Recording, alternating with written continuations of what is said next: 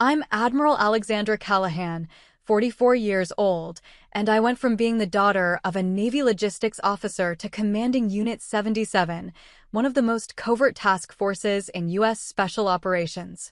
For years, I tried to make my father proud, sending money, visiting, letting his small jokes about my desk job roll off. But the day he introduced me to his SEAL friend as his little office clerk, something shifted. What happened next changed everything. Have you ever been dismissed or underestimated by someone you spent your whole life trying to impress? If so, you're not alone. Before I tell you what happened at that barbecue, let me know where you're watching from, and if you've ever had to stand your ground after being underestimated, hit that like button and subscribe. Because what followed might just surprise you. I grew up knowing what duty meant before I knew how to spell it. My father, Edward Callahan, retired as a lieutenant commander in Navy logistics, the kind of officer who made sure ammunition arrived on time and supply chains didn't collapse. He was meticulous, proud, and certain that real service happened in the field, boots on ground, steel on target. Everything else was support work. I was 8 when he pinned his retirement insignia to a shadow box and told me the military was no place for women who couldn't handle combat. I was 22 when I proved him wrong by joining anyway. He didn't protest when I enlisted. He signed the paperwork with the same neutral expression he wore when reviewing requisition forms. I think he assumed I'd wash out, or maybe settle into some administrative track where I'd be safe and unremarkable. I went to officer candidate school in Rhode Island, graduated near the top of my class, and accepted my commission as an ensign at 23. My father attended the ceremony but left early. He had a retirement luncheon with old logistics buddies. I told myself it didn't matter. My early years were spent in intelligence, first as a junior analyst aboard a destroyer, then in joint operations planning at a shore facility in San Diego. I was good at connecting dots others missed, at anticipating enemy movements through fragments of intercepted communications and satellite imagery. By 26, I was a lieutenant, and by 30, I'd made lieutenant commander. I coordinated with SEAL teams, Marine recon units, Air Force special operations. I learned their language, their rhythms, the way they thought about risk and execution. I also learned they didn't take me seriously until I'd proven myself 3 times over. At 33, I was selected for command of a joint intelligence fusion cell in Bahrain. It was a deployment my father described as desk work in the desert when I told him over the phone. He was watching a Padres game. I could hear the announcer in the background. I didn't correct him. I didn't tell him that my desk work involved coordinating real-time intelligence for strike packages hitting high-value targets across 2 theaters. I didn't mention the nights I stayed awake tracking assets in hostile territory, or the commendation I received when one of my assessments prevented a massacre. He wouldn't have understood. Or maybe he would have, and that was worse. By 37, I was a commander, which in Navy terms sits at 05, equivalent to a lieutenant colonel in the Army or Air Force. I was no longer just analyzing threats, I was shaping operations. I worked directly with special warfare units, often in classified spaces where my name didn't appear on any public roster. My father knew I'd been promoted. I'd sent him a photo of the ceremony. He texted back, "Congrats on the promotion. Your mother would have been proud." My mother had died when I was 19, 2 weeks before I graduated high school. She was the one who told me I could do anything. My father was the one who believed I shouldn't. When I turned 40, I was read into Unit 77. It wasn't a unit you applied for, it was a unit that found you. Officially, it didn't exist. Unofficially, it was a joint task force specializing in clandestine recovery operations, hostages, downed pilots, captured intelligence assets. We pulled people out of places no one else could reach. I was appointed as the executive officer under a 2-star who was 3 years from retirement. He told me during our first meeting that I'd been selected because I had the rare combination of operational intuition and bureaucratic patience. You know how to fight and how to wait, he said. That's what this job takes. 18 months later, when he retired, I took command. At 41, I was promoted to Captain 06. It's the rank that separates career officers from those destined for flags. My father didn't attend the ceremony. He said he had a doctor's appointment he couldn't reschedule. I didn't push. Captain Lopez, my second in command, stood in as my guest. Afterward, she asked me if I was okay. I told her I was. I think I even believed it. I spent the next 2 years running operations across 3 continents. I coordinated with the CIA, the State Department, Foreign Intelligence Services. I made decisions that saved lives and decisions that cost them. I slept 4 hours a night and lived out of a secure facility in Virginia that smelled like recycled air and bad coffee. My father called twice in that span. Once to ask if I could help his neighbor's son get into the Naval Academy, I couldn't, and once to tell me about a reunion he'd attended where someone's son had just made SEAL Team 6. Now that's a real accomplishment, he said. I told him I had to go. I had a briefing in 10 minutes. It wasn't a lie. At 43, I was promoted to Rear Admiral Lower Half 07. It came with a ceremony at the Pentagon, a new set of responsibilities, and a speech from the Deputy Chief of Naval Operations about leadership and sacrifice. My father sent flowers. The card read, "Congratulations on your promotion. Still can't believe they let you get this far." I kept the card in my desk drawer for 2 weeks before I threw it away. 6 months later, I was promoted again, Rear Admiral Upper Half 08. It's a rank fewer than 1% of officers ever see. I was 44, and I was the youngest woman to hold the position in Naval Special Warfare Command. Unit 77 was still mine, though my role had shifted from direct command to strategic oversight.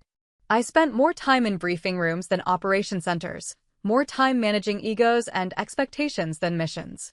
It was necessary work. It wasn't the work my father understood. He still called me once a month.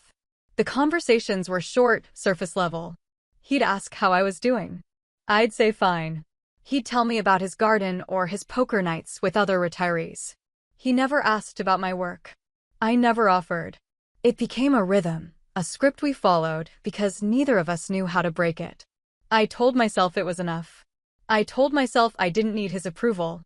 But every time I hung up, I felt the same hollow ache I'd felt at 23, standing in my dress whites while he left early for a luncheon. I sent him money when his pension didn't stretch far enough. I arranged for a contractor to fix his roof when a storm damaged it. I made sure he had everything he needed, even though he never asked. It was easier than confronting the truth that I'd spent 2 decades proving myself to a man who would never see me as more than the girl who used to organize his files. I was an admiral. I commanded one of the most elite units in the U.S. military. And to him, I was still just someone who shuffled papers. That was the backdrop when I came home on leave last spring. I hadn't been back in almost a year. I told myself it was time. I told myself maybe things would be different. I should have known better. The signs were always there. I just chose not to see them. Or maybe I saw them and convinced myself they didn't matter. My father had a way of diminishing things without seeming cruel. He never raised his voice. He never insulted me directly.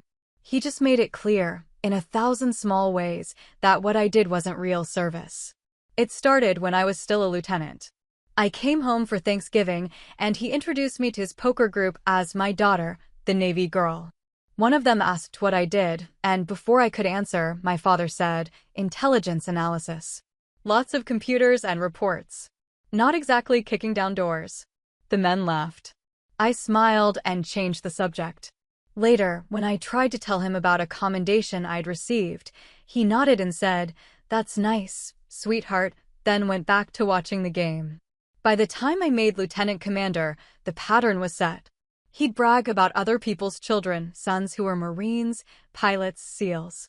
He'd talk about them with a reverence he never used for me. At a family dinner once, he spent 20 minutes telling a story about his friend's son who'd completed BUD/S training. "Now that's a warrior," he said. "That's someone who's really seen combat." I was sitting right there. I'd just returned from a deployment where I'd coordinated strikes that dismantled an entire terror cell network. I said nothing. I didn't know how to compete with his version of heroism. When I made commander at 37, I called to tell him. He was at a hardware store. I could hear the background noise, forklifts, intercom announcements. He said, "That's great, Alex. Really great. Hey, I've got to grab some lumber before they close. We'll talk later." We didn't talk later. 3 weeks passed before he called again, and when he did, he didn't mention the promotion. He asked if I knew anyone who could help his buddy's nephew get a job on a base. I gave him a contact number. He thanked me and hung up. The breaking point should have come earlier, but I kept making excuses. He was old-fashioned. He didn't understand modern military structure. He came from a generation that saw women in uniform as anomalies. I rationalized his dismissals as ignorance, not malice. But the truth was simpler and harder. He didn't respect what I did because he didn't see it as real. When I was promoted to captain at 41, I invited him to the ceremony. I sent him the details 2 months in advance. I called to confirm a week before. He said he'd be there. The morning of the ceremony, he called and said he had a doctor's appointment. It's been on the books for months, he said. I can't reschedule. I asked what the appointment was for. He said it was routine. I didn't push. I told him it was fine. Captain Lopez stood beside me during the pinning. Afterward, she asked if I wanted to get a drink. I said no. I went back to my quarters and stared at the wall for an hour. My father called 2 days later to ask how it went. I gave him a brief summary. He said, "Well, you've always been good at the administrative side of things. That's a valuable skill." I felt something crack inside me, some small piece of hope I didn't know I was still holding. I thanked him and ended the call. I didn't cry. I'd stopped crying over him years ago. The comments continued. Every visit, every phone call, there was some subtle jab disguised as humor or observation. Our little clerk's probably organizing supply chains, he'd say to his friends. Or, Alex does all the behind-the-scenes stuff. Real important work, even if it's not glamorous. He said it with affection, like he was proud of me for knowing my place. I'd smile and nod. What else could I do? Tell him I'd been in firefights? That I'd made calls that put lives on the line? That I'd earned my rank through decisions most people couldn't fathom? He wouldn't have believed me. Or worse, he would have, and it still wouldn't have mattered. By the time I made Rear Admiral lower half, I'd stopped expecting anything from him. The promotion was significant, a flag officer rank, a level of authority and responsibility most officers never reach. My father sent flowers with a card that felt like a backhanded compliment. I didn't keep it. I didn't need another reminder that his pride was conditional and his respect was reserved for men who fit his narrow definition of service. When I made Rear Admiral upper half 6 months later, I didn't tell him until a week after the ceremony. He sounded surprised when I called. Another promotion? They're really moving you up fast. I told him it wasn't fast, it was 22 years of work.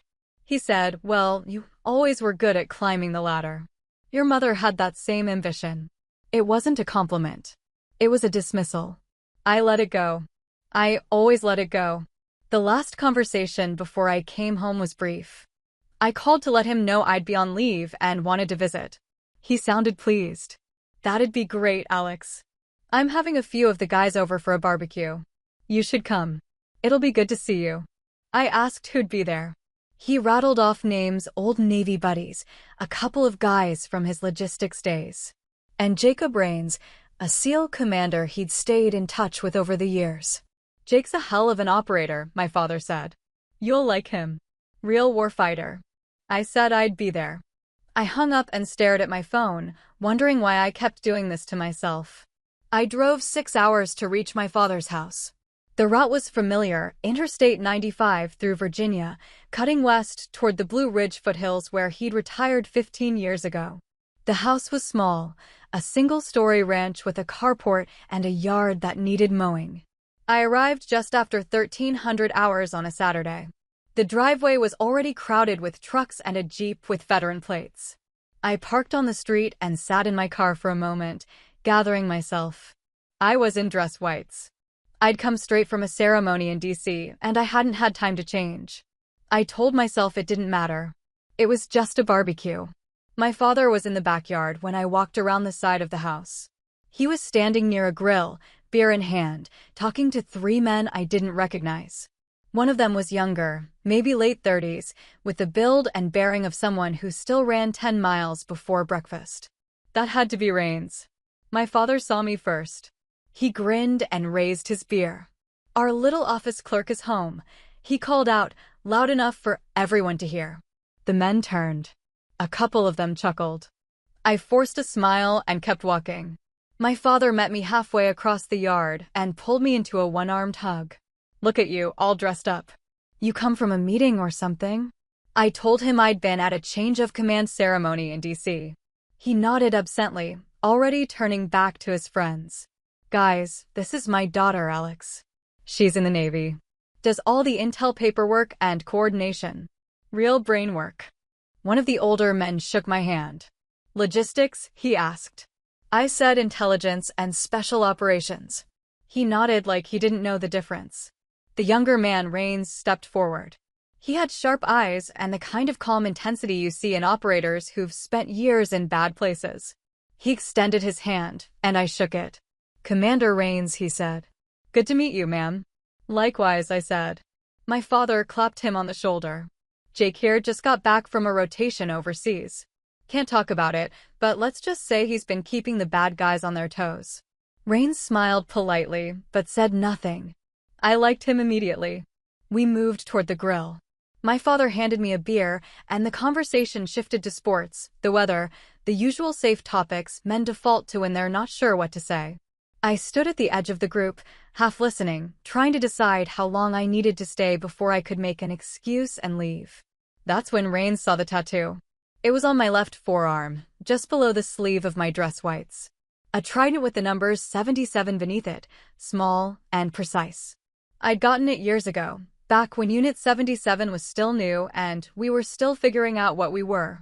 It was a stupid decision in hindsight. Officers aren't supposed to get unit tattoos, but I was younger then, and it felt important.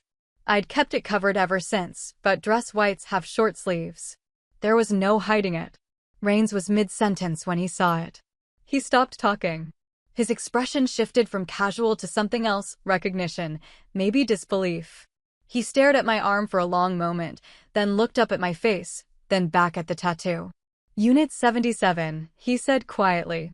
It wasn't a question. I nodded. That's right. The yard went quiet. My father looked between us, confused. What's Unit 77? Rains didn't answer. He was still staring at me, and I could see the gears turning in his head. He was putting pieces together, my rank, my age, the tattoo, the fact that I'd just come from a ceremony in D.C. When he finally spoke, his voice was careful, almost hesitant. Sir, he said, turning to my father. Do you know who your daughter is? My father blinked. What do you mean? She's Alex. She works in intelligence. Rains shook his head slowly. He turned back to me, and I saw the exact moment he made the connection. His posture shifted. He straightened, his hands dropping to his sides, and when he spoke again, it was with the formal tone of someone addressing a superior officer. Admiral Callahan, ma'am. It's an honor. The silence that followed was absolute. My father's mouth opened slightly, but no sound came out. The other men stared, processing what they'd just heard. One of them, an older guy in a faded Marine Corps t-shirt, looked at me, then at my father, then at Rains. Admiral, he said. She's an admiral? Rains nodded. Rear Admiral upper half. Oh, 8. She commands Unit 77. It's a joint task force for clandestine recovery operations. Hostage rescue, asset extraction, high-risk intelligence missions. If you've heard about it, you shouldn't have. He looked at me again, and there was something close to awe in his expression. Ma'am, I worked with your people in Syria 2 years ago. You pulled out 6 of ours when everyone else said it was impossible. I didn't know you were. He stopped himself, shaking his head. I'm sorry. I had no idea. I didn't know what to say. I looked at my father. He was pale, his beer forgotten in his hand. He opened his mouth, closed it, opened it again. You're an admiral? He finally managed. I nodded. Since last year. He blinked. But you said you worked in intelligence. I do, I said. I also command a special operations task force. I have for the last 3 years. He stared at me like I was speaking a language he didn't understand. Rain stepped back, giving us space, but I could feel his eyes on me. The other men had gone quiet, uncomfortable witnesses to something they hadn't signed up for. My father set his beer down on a nearby table. His hands were shaking slightly. Why didn't you tell me? I wanted to laugh. I wanted to scream. Instead, I just looked at him, this man who'd spent 2 decades dismissing everything I'd done, and said I tried. The barbecue didn't recover. Rains and the other men made awkward excuses within the hour. They shook my hand with a deference I wasn't used to outside of official settings, offered stiff thank yous for my service, and left. Rains lingered the longest. He pulled me aside near my car and said, "Ma'am, I'm sorry." "I didn't mean to," I cut him off. "You didn't do anything wrong, Commander. If anything, I should thank you." He nodded, but he still looked uncomfortable. "Your father's a good man," he said. "He talks about you all the time. He's proud of you." I didn't correct him. There was no point. When everyone was gone, I went back inside. My father was sitting at the kitchen table, staring at nothing. The house was quiet except for the hum of the refrigerator and the distant sound of a lawnmower from a neighbor's yard. I stood in the doorway for a moment, unsure whether to sit or leave.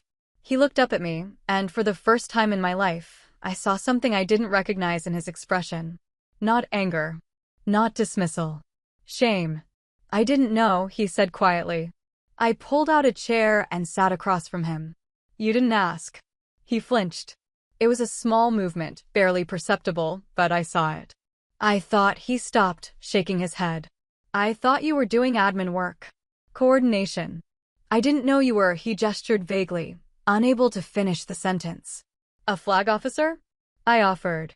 "A commander of a special operations unit? Someone who's spent the last 20 years doing exactly what you said women couldn't do." He looked away. "I didn't say that. You didn't have to." The words came out sharper than I intended, but I didn't take them back. "Every time I tried to tell you what I did, you changed the subject. Every time I came home, you introduced me as your clerk. You dismissed every promotion, every deployment, every piece of my career like it didn't matter. So no, Dad, you didn't say it. But you made it very clear." He was quiet for a long time. When he finally spoke, his voice was hoarse. "I didn't mean to," he stopped again, struggling. "I thought I was protecting you. I thought if I didn't make a big deal out of it, you wouldn't get hurt when things didn't work out." I stared at him. Things did work out. I'm an admiral. I've done things most people will never even hear about. And you weren't protecting me. You were protecting yourself. He didn't argue. He just sat there, this man who'd spent his whole life believing he understood how the world worked, realizing maybe he didn't. I thought about leaving. I thought about walking out and never coming back. But there was something in his face, some small crack in the armor he'd worn for so long, that made me stay. "Why didn't you come to my ceremonies?" I asked. "Why didn't you ever ask what I actually did?" He rubbed his face with both hands. "I don't know," he said. "I guess I was scared." "Of what?" "Of realizing I was wrong about you." The admission hung in the air between us. I didn't know how to respond. Part of me wanted to absolve him, to say it was okay, that we could move past it. But it wasn't okay. 20 years of dismissal couldn't be erased with a single moment of honesty. "I need to go," I said, standing. He looked up, panicked. "Alex, wait. I'm not leaving forever," I said. "I just need some air." I walked out to the porch and sat on the steps. The sun was starting to set, casting long shadows across the yard. I thought about every time he'd introduced me as his clerk, every time he'd bragged about someone else's son, every time he'd made me feel like I was less than.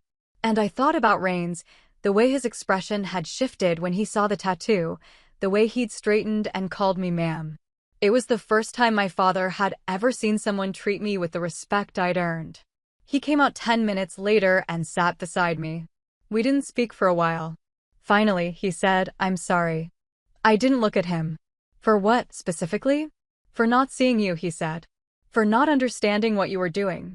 For making you feel like it didn't matter." I nodded slowly.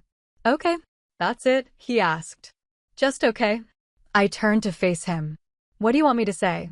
That it's fine? That I forgive you? I don't know if I do yet. You spent 2 decades treating me like I was playing pretend. Do you have any idea what that felt like?" He shook his head. "No, I don't." "Then give me time," I said. "Give me time to figure out if I can get past this." He nodded. We sat in silence for a while longer, and then he said, "Unit 77. That's really what you command?" "Yes." And you've been doing this for how long? 3 years in command. But I've been working in special operations for over a decade. He let out a long breath. Jesus, Alex. I had no idea. I know, I said. And that was the problem. I didn't see my father for 3 months after that. We spoke on the phone twice, short, stilted conversations where neither of us knew quite what to say. He asked how I was doing. I said fine. He asked if I was safe. I told him as much as I could, which wasn't much. He didn't press. It was progress, I suppose, but it didn't feel like enough. Word spread quickly through the veteran community in his town. My father told me later that within a week, everyone knew. The man who'd spent years dismissing his daughter's career suddenly found himself fielding questions about what it was like to raise a flag officer. He handled it poorly at first. He tried to deflect, to downplay, to pretend he'd always known. But the men he'd served with weren't stupid. They could read between the lines. One of them, a retired Marine colonel, apparently cornered him at a VFW meeting and said, "Ed, you've been telling us for years your daughter pushes papers. Meanwhile, she's out there running missions most of us couldn't even dream of. What the hell were you thinking?" My father didn't have an answer. He called me that night, and for the first time in my life, he sounded small. "They all know," he said. "Everyone's talking about it." I was in my office at the time, reviewing mission briefs for an operation in the Horn of Africa. I set down my pen and leaned back in my chair. And I feel like an idiot." "You should," I said. It wasn't kind, but it was true. He was quiet for a moment, then said, "I started reading about Unit 77. There's not much out there, but I found some articles. Some old news reports about missions that weren't attributed to anyone." "Was that you?" "Some of it," I said. "Most of it you'll never read about." "Why not?" "Because that's how it works, Dad. We don't exist on paper. We do the jobs no one else can do, and then we disappear. That's the point." He let out a long breath. I had no idea. I thought. He stopped. I don't know what I thought. I felt something shift in me then, a small loosening of the anger I'd been carrying. He was trying. It was clumsy and inadequate, but he was trying. "Dad," I said, "I need you to understand something. I didn't do this for recognition. I didn't do it to prove you wrong. I did it because it mattered. Because people's lives depended on someone making hard calls, and I was willing to make them. But it would have been nice to know that you saw that. That you respected it." "I do now," he said. "I know that doesn't fix anything, but I do." "Okay," I said. "That's a start." We talked for another 20 minutes. He asked questions, careful, tentative questions about my work, my rank, what it meant to command a unit like 77. I answered what I could. It wasn't a full reconciliation, but it was the first real conversation we'd had in years. Over the next few months, something changed. He started calling more often, and the calls felt different. He wasn't trying to impress me with stories about other people's accomplishments. He wasn't dismissing what I did. He asked about my day, my deployments, the people I worked with. He still didn't understand most of it, but he was trying to. That mattered. He also started going to therapy. He didn't tell me at first. I found out through a mutual friend who ran into him at the VA. When I asked him about it, he was embarrassed. "I figured I should talk to someone," he said. "About what?" "About why I treated you the way I did. About why I couldn't see what was right in front of me." I didn't know what to say. I settled on, "That's good, Dad. I'm glad." I saw the change in other ways too. He stopped bragging about other people's kids. He stopped introducing me as his clerk. When someone asked what I did, he said, "She's a rear admiral in the Navy. Commands a special operations unit." I can't tell you much more than that, but I'm proud of her. The first time I heard him say that, I almost cried. But pride wasn't the same as understanding. And respect wasn't the same as repair.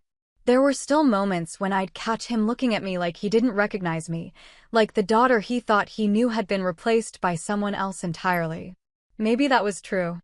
Maybe I had changed so much that the girl he remembered didn't exist anymore. Or maybe she never did. I threw myself into work. It was easier than dealing with the mess at home. I had operations to plan, people to protect, missions to execute. Unit 77 ran 3 major operations in those months, all successful. We pulled a kidnapped journalist out of Yemen, extracted a compromised intelligence asset from Eastern Europe, and recovered sensitive materials from a downed reconnaissance drone in the South China Sea. Each one required precision, coordination, and a level of risk management that kept me awake at night. But they worked. My people came home. That was all that mattered. Captain Lopez noticed I was different. We were reviewing after-action reports one evening when she said, "You okay, ma'am? You seem distracted." I told her I was fine. She didn't believe me. "If you need to talk, I don't," I said. Then, softer, "But thank you." She nodded and went back to the reports, but I could feel her watching me. Lopez was good at reading people. It was one of the reasons I'd chosen her as my second. She knew when to push and when to let things go. She let this go. That night, alone in my quarters, I thought about my father. I thought about the way he'd looked at me on that porch, the shame in his eyes, the apology he didn't know how to give. I thought about the years I'd spent trying to earn his respect, the ways I'd bent myself into shapes I thought he'd approve of. And I thought about the fact that I'd made it to Admiral without him ever understanding what that meant. Maybe he understood now. Maybe he didn't. Either way, I'd done it. And that had to be enough. The invitation came in late autumn. A formal request from Naval Special Warfare Command for me to attend a change of command ceremony in San Diego. I was handing over Unit 77 to my successor, Captain Elena Park, a brilliant officer I'd mentored for the past 2 years. It was time. I'd been in command for 3 years, and the toll was starting to show. I needed a new challenge, a new mission. I'd been offered a position as Deputy Chief of Naval Operations for Information Warfare. It was a significant move, a desk at the Pentagon, a voice in strategic decisions that would shape the Navy for the next decade. I accepted. I called my father to tell him about the ceremony. I didn't expect him to come. San Diego was a long trip, and his health had been declining. But when I asked, he didn't hesitate. "I'll be there," he said. I wouldn't miss it. I told him he didn't have to. He said, "I know, but I want to." The ceremony was scheduled for early December, a crisp Saturday morning at Naval Amphibious Base Coronado. The sky was clear, the ocean visible in the distance, the kind of perfect California day that feels stolen from a postcard. I arrived early, dressed in service dress blues, my uniform crisp and my ribbons aligned. The ceremony would be formal, dignitaries, senior officers, a speech or two. I'd done this before, but never from this side.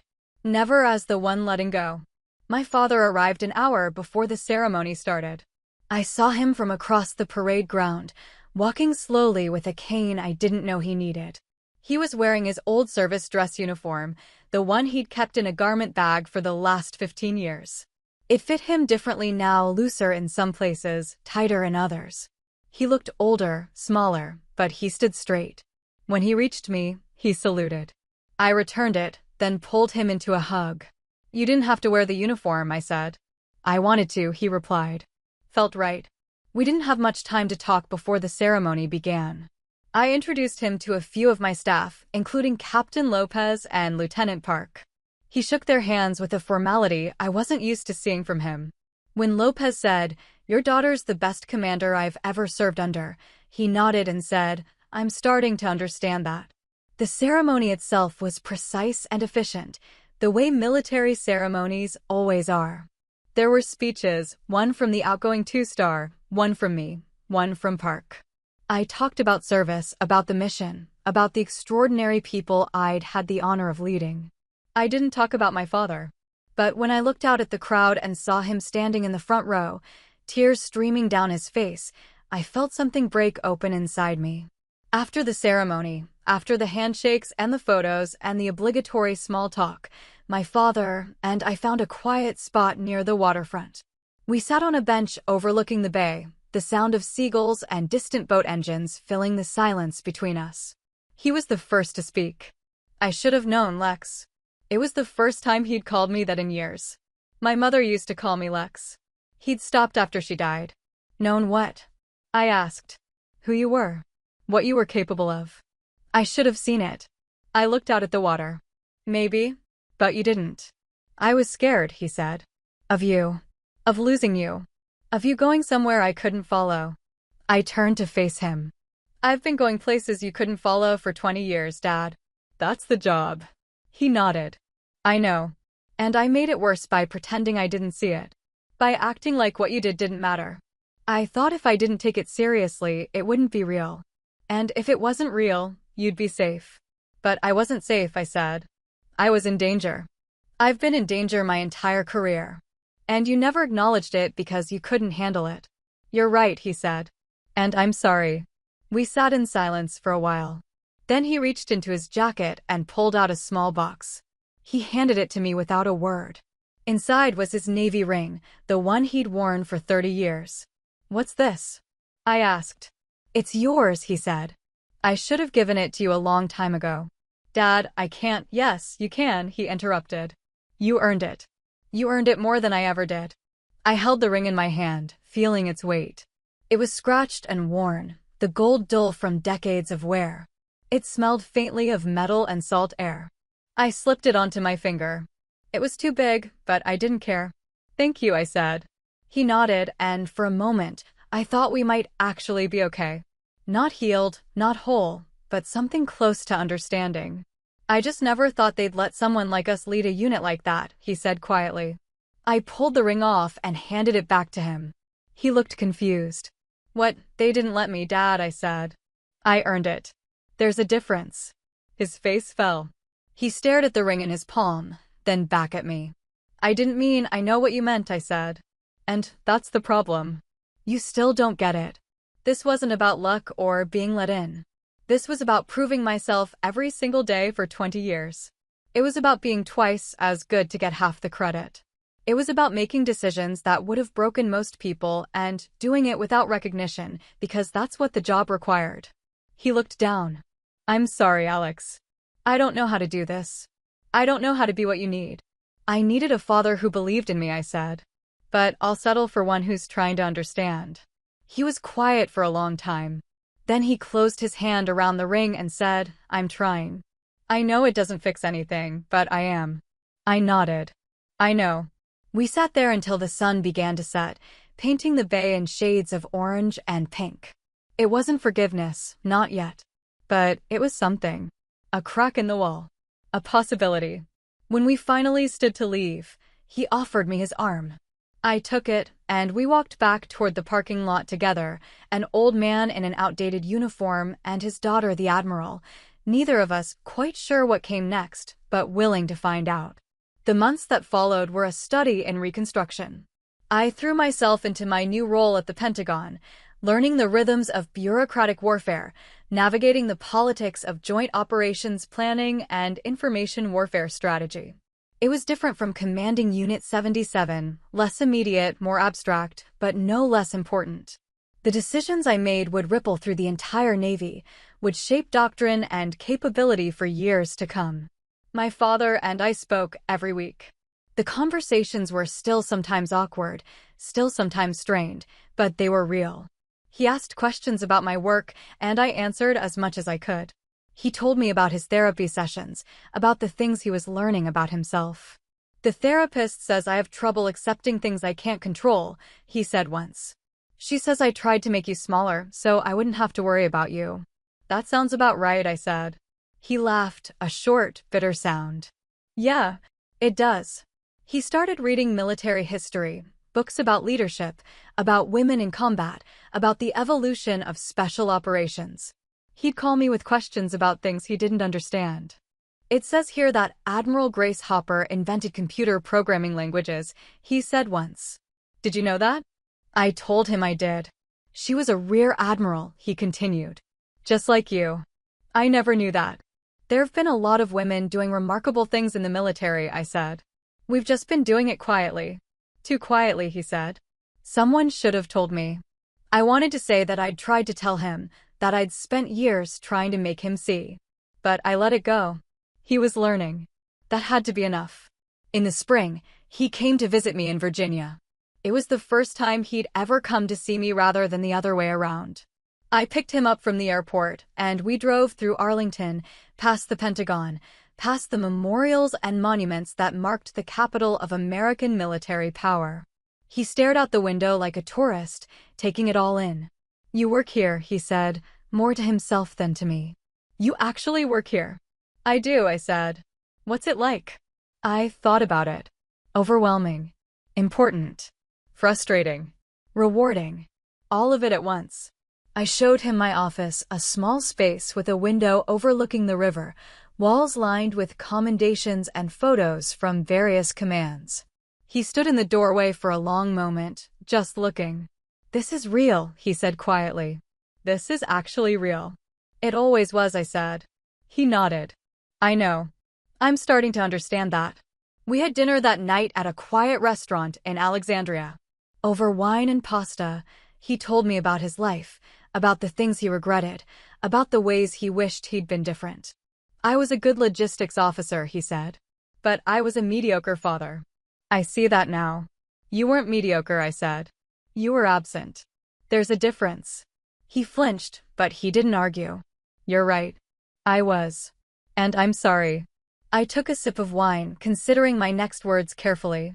I used to think that if I just did enough, achieved enough, you'd finally see me. But the problem wasn't what I did. The problem was that you'd already decided who I was. And nothing I accomplished could change that. Until rains, he said. I nodded. Until rains. I hate that it took someone else telling me for me to believe it, he said. I hate that I couldn't see it on my own. So do I said. But here we are. We finished dinner in relative silence.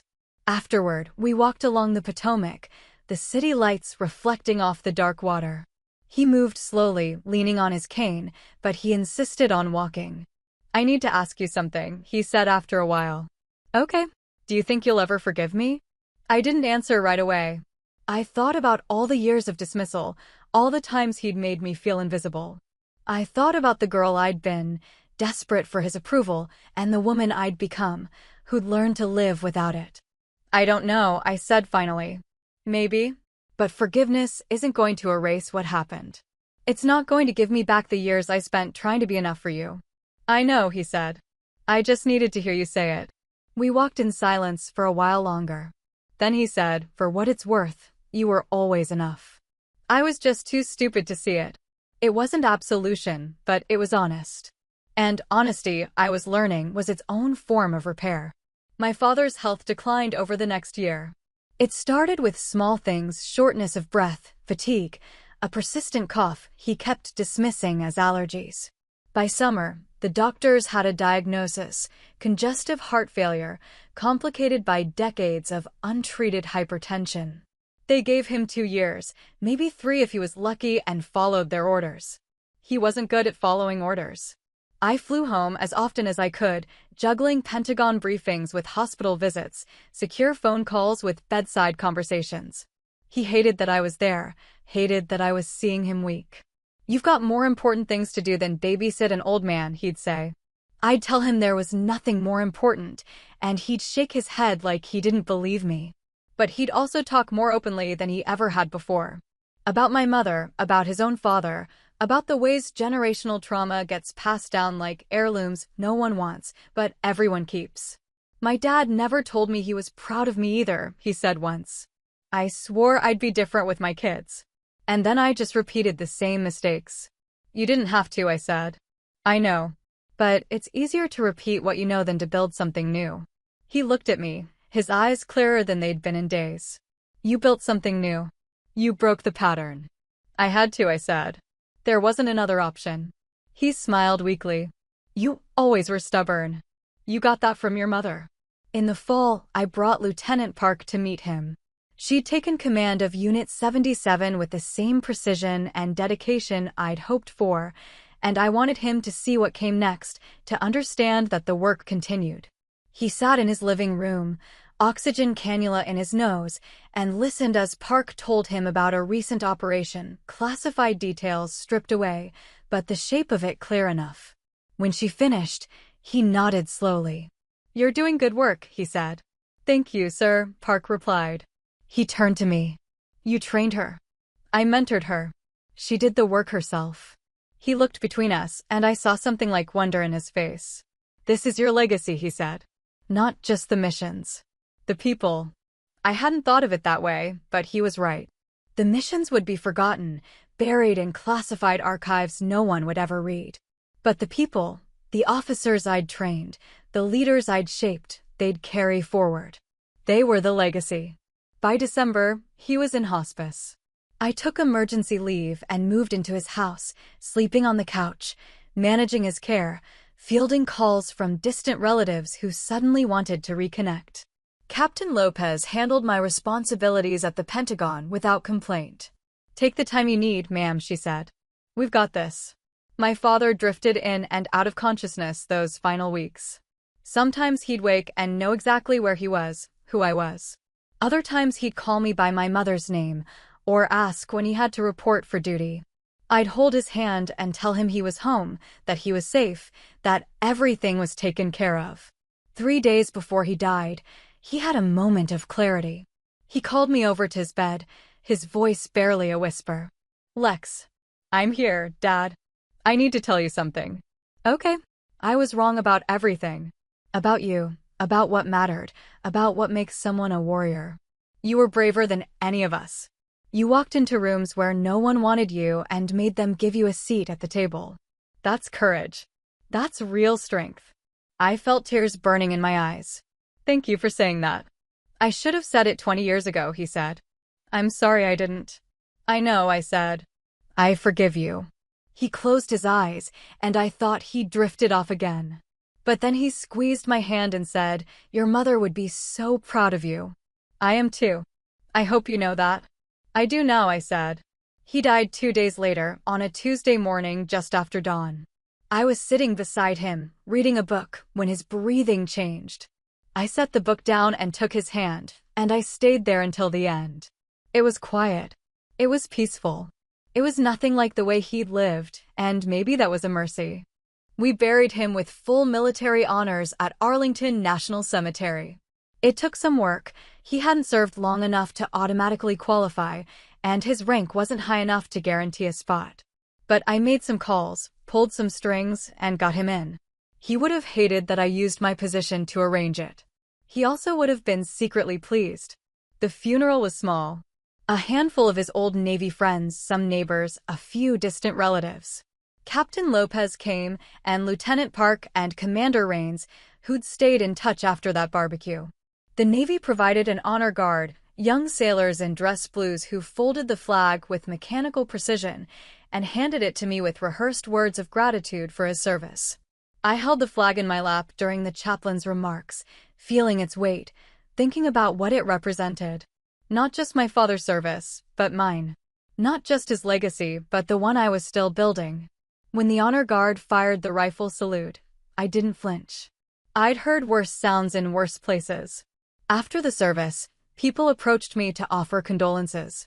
They told me he was a good man, a dedicated officer, a loyal friend. They told me he'd talked about me constantly in his final year, that he'd been so proud. I thanked them and smiled and played the part of the grieving daughter. And I was grieving, but not just for the man who died. I was grieving for the relationship we never had, for the years we'd wasted, for the understanding that came too late. Rains was the last to approach. He stood at attention and said, "Admiral, I'm sorry for your loss." "Thank you, Commander." He hesitated, then said, "If it helps," he changed. After that day at the barbecue, he really changed. He spent the last year trying to understand who you were. "That's worth something." "It is," I said. "But it doesn't erase the 20 years before it." "No," Rains agreed. "But it counts for something." I nodded. He saluted, and I returned it, and then he walked away, leaving me alone with the flag and the silence. I returned to work a week after the funeral. There was a backlog of decisions waiting, briefings to attend, meetings to chair. I dove in with the focus that had defined my career, channeling grief into productivity the way I always had. Captain Lopez noticed, of course. "Ma'am, if you need more time, I don't," I said. "Work is what I need right now." She didn't push, but she watched me carefully, the way a good executive officer does. And maybe she was right to worry. I was working 14-hour days, sleeping 5 hours a night, avoiding anything that required me to sit still and feel. It was unsustainable, and I knew it. But sustainable wasn't the point. Surviving was. 2 weeks after the funeral, a package arrived at my office. No return address, just my name and rank in my father's handwriting. Inside was his Navy ring, the one he'd tried to give me at the change of command ceremony. And beneath it, a note on yellowed paper, the ink slightly smudged. Lex, if you're reading this, I'm gone. I'm sorry I couldn't give this to you in person, but you gave it back last time, and I understood why. I didn't earn the right to pass it to you. But I want you to have it anyway, not because of what I did, but because of what you've done. You didn't just meet the standard. You became the standard. I wish I'd told you that more. I wish I'd seen it sooner. But I see it now. You're not my little clerk. You never were. You're Admiral Alexander Callahan, and you're everything I should have been. Carry this if you want. Leave it in a drawer if you don't. Either way, know that I finally understood who you were. And I was in awe. Dad, I read the note 3 times. Then I slipped the ring onto my finger. It was still too big, but I didn't care. I wore it for the rest of the day, feeling its weight, its history, the complicated legacy it represented. When Captain Lopez noticed, she didn't say anything. She just nodded, a small gesture of understanding. That night, alone in my quarters, I thought about my father. About the man he'd been and the man he'd tried to become. About the ways we'd hurt each other and the small grace of his final year. He'd spent 2 decades dismissing me, and 1 year trying to make up for it. It wasn't enough. It would never be enough. But it was something. I thought about my mother too, the woman who'd believed in me from the beginning, who'd told me I could do anything. I wished she'd lived to see what I'd become. I wished she'd been there for the promotions, the ceremonies, the moments that mattered. But maybe she had been, in some way I couldn't measure or prove. And I thought about the younger officers I'd mentored, Park, and the dozens of others who'd passed through my commands over the years. Women who'd faced the same quiet dismissals, the same subtle undermining, the same impossible standards.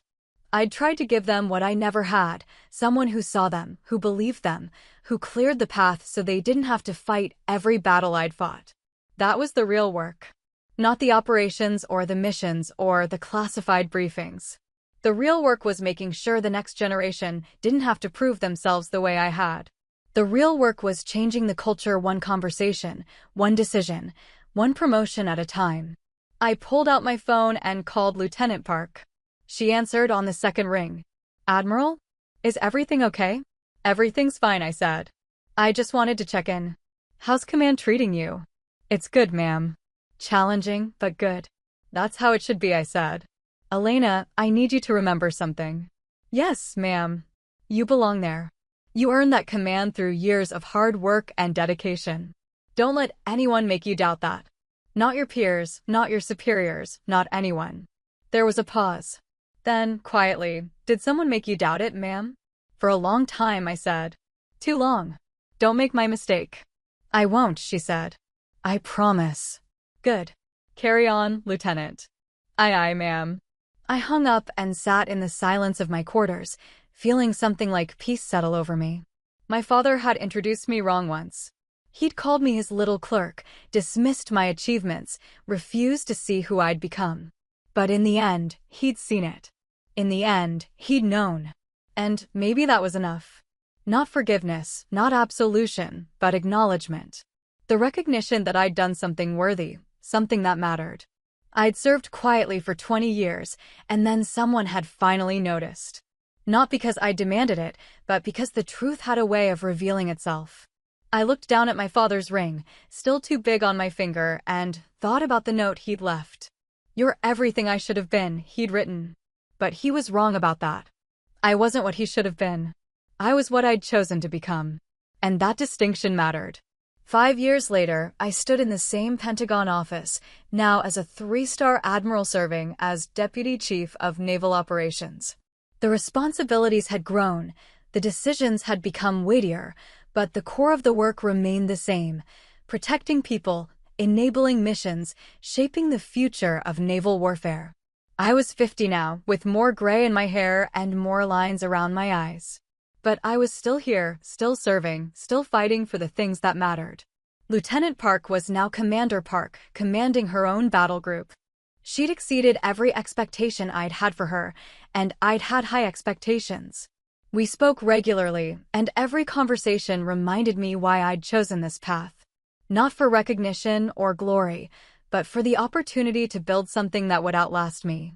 My father's ring sat in a small wooden box on my desk, next to his final note.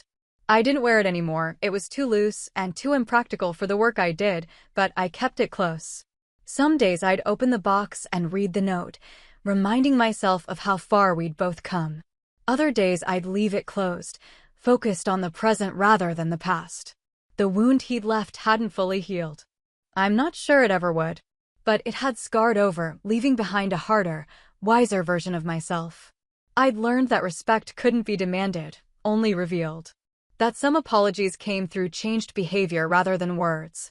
That legacy wasn't about the recognition you received, but about the people you lifted up. On quiet evenings, when the Pentagon emptied out and I had the office to myself, I'd think about that barbecue. About my father's joke, "Our little office clerk is home," and Commander Rain's response. About the look on my father's face when he realized he'd been wrong. It should have felt like vindication. Instead, it had felt like grief. But grief wasn't the end of the story. The end was what came after, the slow rebuilding, the tentative reconciliation, the grace of his final year. He'd spent 2 decades getting it wrong, and 1 year trying to make it right. It hadn't erased the hurt, but it had transformed it into something bearable, something I could carry. I kept his Navy ring as a reminder, not of him, but of the choice I'd made. The choice to serve anyway, to excel anyway, to build a career worth having even when no one was watching. I'd done it for myself, not for him. But in the end, he'd seen it. And that had mattered more than I'd expected. Now, standing at my office window overlooking the Potomac, I thought about what I'd tell my younger self if I could. I'd tell her that the validation would come, eventually, but not in the way she expected.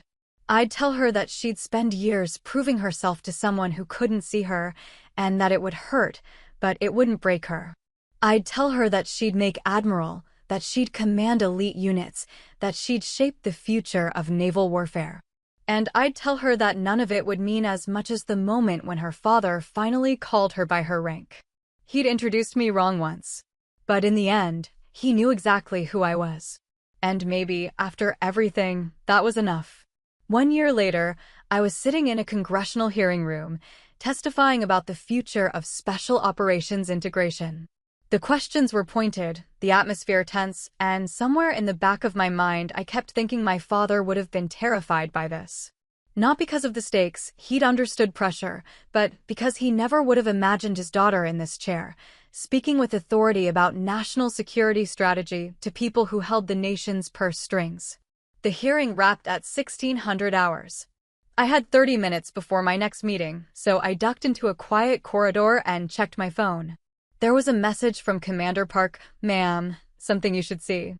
Below it was a link to a military blog post titled, "The Invisible Admirals, Women Who Shaped Modern Naval Warfare." I clicked it. My name was there alongside a dozen others. The article was well-researched, citing operations that had been recently declassified, missions I'd almost forgotten about. It mentioned Unit 77 by name. Apparently, some of our work had finally been cleared for public discussion. The comment section was predictably mixed. Half the responses were supportive. The other half questioned whether women belonged in combat leadership at all. I closed the browser. Some battles never ended. They just changed shape. That evening, I drove out to Arlington. I hadn't been back since the funeral, and I wasn't sure why I was going now. Maybe because the hearing had drained me. Maybe because seeing my name in print alongside special operations and classified missions made me think about how long it had taken for anyone to notice. Maybe because I was tired of carrying the weight alone. The cemetery was nearly empty at this hour. I found my father's grave easily, Section 60, Row C, a simple white headstone with his name, rank, and dates of service. Someone had left a small American flag in the ground beside it. Probably one of his old Navy buddies who still made the trip. I stood there for a long time, hands in my coat pockets, watching the sun set over the rows of white markers. I testified before Congress today, I said finally, about special operations reform. They asked hard questions. I gave harder answers. I paused. You would have been proud. Or terrified. Maybe both. The wind picked up, cold and sharp. I pulled my coat tighter. I'm wearing 3 stars now. They promoted me last month. Vice Admiral. I'm one of the youngest women to ever hold the rank. I looked down at the headstone. I thought about calling you. Then I remembered you're not there to answer anymore. A groundskeeper drove past on a small utility vehicle, nodded respectfully, and continued on. I waited until he was out of sight. I still get angry sometimes. When I think about all those years you didn't see me. When I remember introducing myself at functions and having men assume I was someone's wife, not someone's commander. When I think about how hard I had to work just to be taken half as seriously as my male peers. I crouched down, brushed some leaves off the headstone. But I also remember that last year. The way you tried. It wasn't enough, but it was something. I stood back up. Commander Rains called me last week. He's retiring, moving to Colorado. He told me that barbecue changed his life. Made him look at his own daughter differently, made him realize he'd been making the same mistakes you did. He thanked me. I laughed, short and bitter. I didn't know what to say. I wasn't trying to teach anyone a lesson that day. I was just trying to survive a family dinner.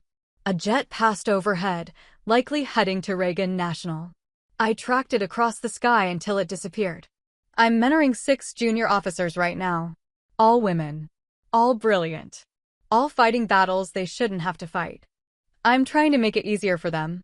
Trying to clear the path so they don't have to prove themselves the way I did. I paused. I think that's what you were trying to tell me at the end. That the work isn't just the missions. It's the people who come after. The sun was almost gone now, the cemetery sinking into twilight. I needed to leave soon, needed to get back to my apartment and prepare for tomorrow's briefings. But I stayed a moment longer. I forgave you, I said quietly. I'm not sure when it happened exactly. Maybe it was when I read your note. Maybe it was later, when I realized I was carrying your ring in my pocket like a talisman. Maybe it's happening right now, standing here, telling you about my life like you can still hear me. I took a breath. You hurt me. For a long time. But you also raised me to be resilient, to serve quietly, to do the work without needing applause. You just never realized I'd take those lessons and build something you couldn't imagine. I reached out and touched the cold stone. I miss you. Not the version of you that dismissed me. The version from that last year. The one who finally saw me. I wish we'd had more time with that version. I pulled my hand back. But we didn't. So I'm taking what you gave me, the good and the bad, and I'm using it to build something better. For the women who come after me. For the daughters who deserve fathers who see them from the start. I straightened my coat, squared my shoulders. I have to go. I have a breakfast meeting with the Chief of Naval Operations tomorrow. We're discussing the next generation of information warfare strategy. Big decisions. Lives in the balance. The kind of work you never thought I'd do. I smiled. But I'm doing it. And I'm doing it well. I started to walk away, then stopped and looked back. You introduced me wrong once, Dad. But I introduced myself correctly every day after. And that made all the difference. I saluted, sharp and precise. Then I turned and walked back to my car, carrying his memory and my own hard-won certainty that I'd earned every single step of the journey. The cemetery gates were closing as I drove out. In my rearview mirror, I could see the headstones disappearing into darkness, row after row of service members who'd given everything they had. My father was among them now. And someday, I would be too. But not yet. I still had work to do. That's how his little clerk became the admiral he never saw coming. If this hit home, tap like, subscribe, and share it with someone who needs the reminder. Quick questions for you. Have you ever had to correct someone's idea of who you are publicly? What boundary did you set that finally changed a relationship? Did respect arrive as words, actions, or both? If you're a parent, how do you show your kids you see them now, not later? Drop your story in the comments. I read every one.